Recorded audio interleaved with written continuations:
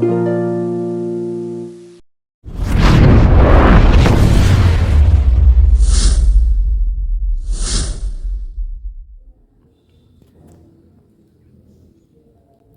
चुप मत, पीछे से हट।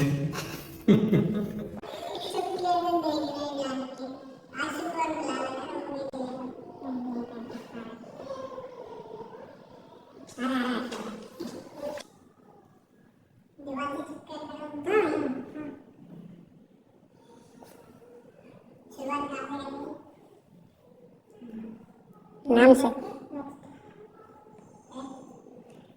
नाम काम सो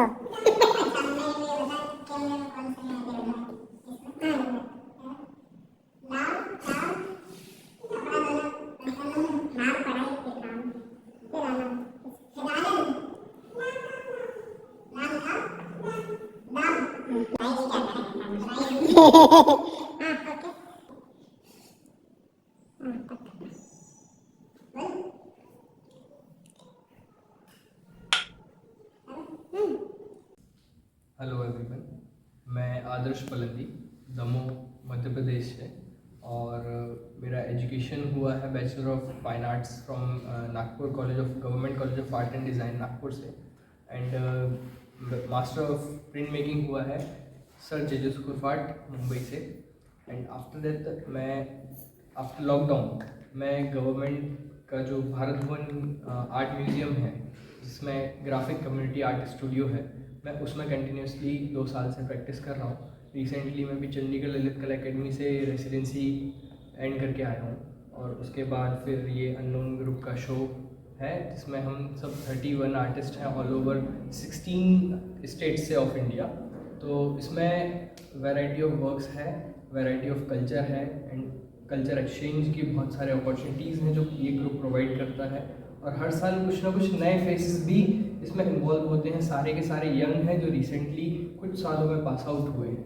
और एक ग्रुप भी उसी बेसिस पे है कि एक आर्टिस्ट का ही ग्रुप है और आर्टिस्ट के लिए ही ग्रुप है, जिसको एक अनयूजुअल एक्सेप्शनल प्लेटफॉर्म प्रोवाइड करता है यंग जनरेशन के लिए।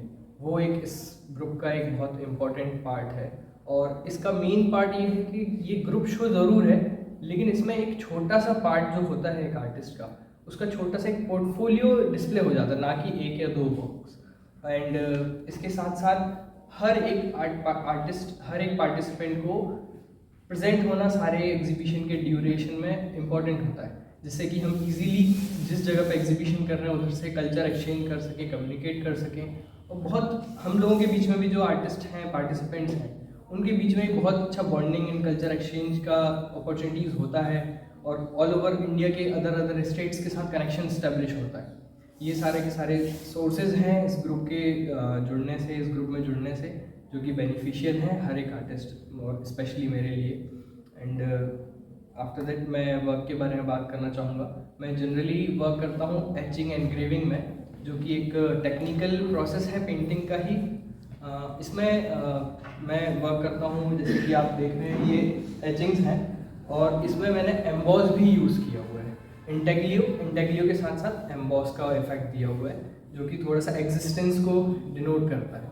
बेसिकली मेरा वर्क जो एक्सप्रेस करता है वो है कलेक्टिव कॉन्शियसनेस के ऊपर। जैसे कि मैंने लाइफ में, मेरी जर्नी में जो भी मैंने छोटा बहुत एक्सपीरियंस किया है मेरे छोटे से स्टेज पे, वो ये है कि जब मैं अकेला चलने की कोशिश करता हूँ, या कोई भी, हर एक पर्सन है, आप, मैं, कोई भी पर्सन है हमारे सराउंडिंग में, वो हर पर्सन अपने एक स्टेज पे ग्रोथ करने की कोशिश करता है, डेवलप करने की कोशिश करता है अपने आप। लेकिन वो एक स्टेज होता है जहाँ पे वो पर्सन को पता नहीं है, लेकिन वो अकेले चल रहा है। और बेसिकली जब हम अकेले चलते हैं तो हम एक स्टेप लेते हैं, फिर दूसरा स्टेप लेते हैं, स्लो प्रोसेस होता है। लाइफ में, जर्नी में काफ़ी सारे हर्डल्स होते हैं जो हम अकेले पार करना थोड़ा टफ होता है। पॉसिबल तो है, जर्नी कभी भी इम्पॉसिबल नहीं होती है, पॉसिबल है, लेकिन वो प्रोसेस स्लो होता है काफ़ी, उसमें टाइम लगता है अगर हम अकेले चलना चाह रहे हैं तो।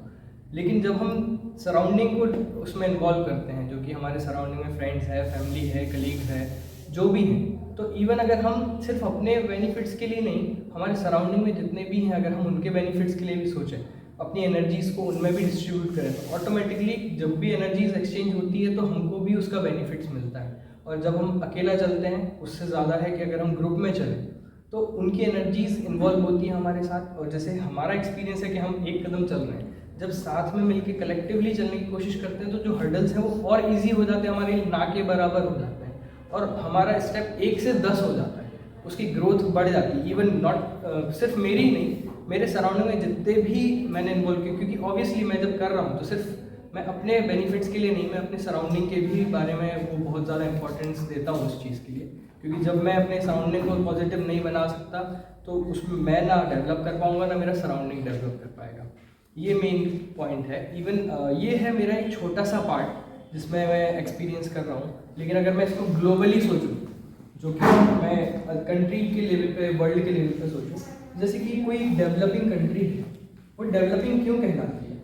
वो सिर्फ इस बेसिस पर डेवलपिंग नहीं कहलाती है कि वो कंट्री सिर्फ खुद के बेनिफिट्स के लिए सोच रही है, खुद को डेवलप कर रही है, ऐसा नहीं होता है। वो अपने सराउंडिंग में जितने भी कंट्रीज़ हैं, पड़ोसी देश हैं, उनको, उनके साथ साथ उनके जो फ्रेंड्स कंट्रीज़ हैं, उनको भी हेल्प करती है किसी ना किसी सोर्सेज में। अब वो सोर्सेज डिफाइन नहीं हो सकते, लेकिन किसी भी सोर्सेज में होता है, तो उसका भी रिवर्ट बैक आपको मिलता है। उससे आपकी जो क्वालिटी है, आपकी जो चीज़ें हैं, उसको और ज़्यादा इम्पोर्टेंस मिलती है और ज़्यादा पॉजिटिव एनर्जीज मिलती है। मतलब उससे हम डेवलपिंग बोल सकते हैं, क्योंकि अकेला आप चलना वो डेवलपिंग नहीं कहलाता है। आप जब कम्युनिटी को कलेक्टिवली चलाने की कोशिश करते हो तब वो चीज़ को डेवलपिंग बोला जाता है। तो ये एक ग्लोबली मैनकाइंड के थ्रू तरफ मेरा एक थॉट है, जो मैंने छोटे से एक एग्जाम्पल के थ्रू एक्सप्रेस करने की कोशिश की है। So that's all and thank you so much. सही आया? या मस्त एक ही शर्ट कोई एडिटिंग कोई वेरी गुड वेरी गुड। भाई ଆପଣ मान लो तो राखी भाई उठला में उठो देखते हैं ना पसीना पसीना हो गया। चलो